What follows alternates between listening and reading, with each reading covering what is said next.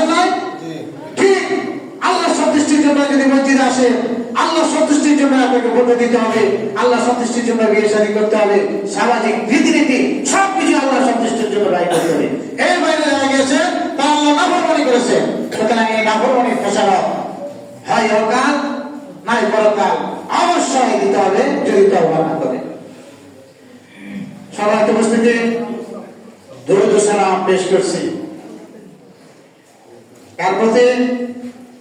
আমাদের প্রিয় নেতা, আমাদের প্রিয় রাসূল, আখিরি জামানার পয়গম্বর, খাতামুন নবীয়্যিন, সাইয়্যিদুল মুরসালিন, দুই জাহানের বাদশা সেই জনাবে মুহাম্মদুর রাসূলুল্লাহ সাল্লাল্লাহু আলাইহি ওয়াসাল্লামের প্রতি, তার পরিবার পরিজন, সাহাবী এবং কিয়ামত পর্যন্ত যারা আল্লাহ রাসূলের আনিত জীবন বিধান প্রতিষ্ঠার সংগ্রামে নিয়োজিত থাকবেন তাদের প্রতি দরুদ ও সালাম বর্ষিত হোক, যিনি মানবকুলের নবী, জিন ইনসানের নবী, রাহমাতুল লিল আলামিন জনাবে মুহাম্মদ রাসূলুল্লাহ আহমদ মুস্তাফা সাল্লাল্লাহু আলাইহি ওয়াসাল্লামের প্রতি।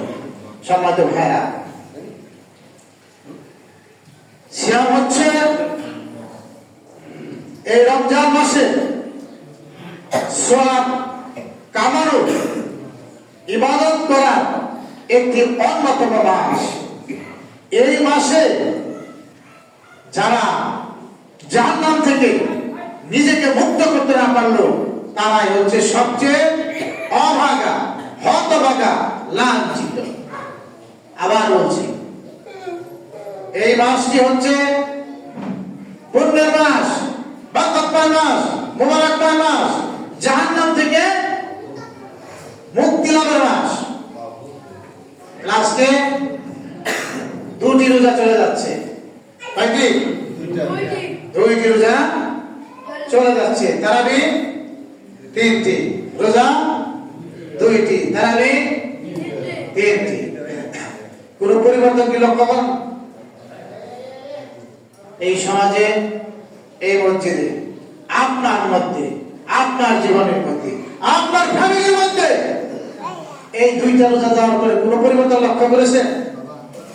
যদি না করে তাহলে এই মাসের মর্ম, সিয়ামের মর্ম উপলব্ধি করতে, বুঝতে আমরা ব্যর্থ হয়েছি।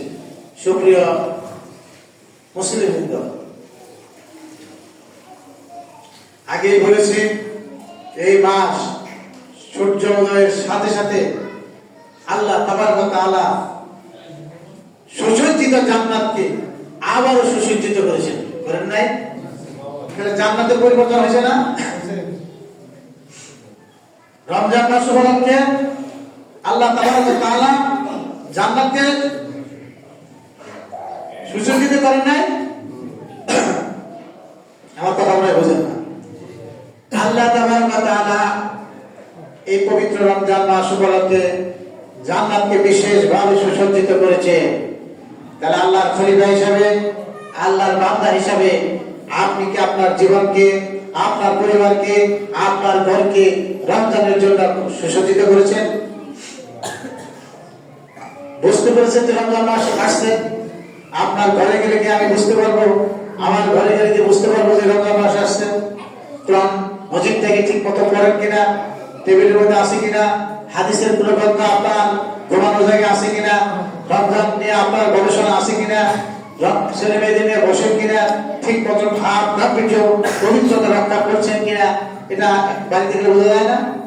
যেমন কোনো বাড়িতে যদি এখন বিয়ের অনুষ্ঠান হয়, আপনারা বুঝতে পারবেন না? বাড়ি থেকে বোঝা যাবে? কথা বলেন না কেন? বোঝার চেষ্টা করেন। মনে করেন আপনার বাড়িতে আজকে বিয়ে, ওই বাড়ির বাইরে থেকে দেখলে বোঝা যাবে না যে বিয়ের অনুষ্ঠান?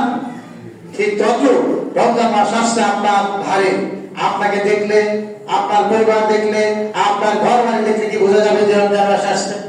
যদি বোঝা যায় তাহলে আপনি বুঝতে পারবেন কে যে রমজান আপনাকে পরিবর্তন করেছে।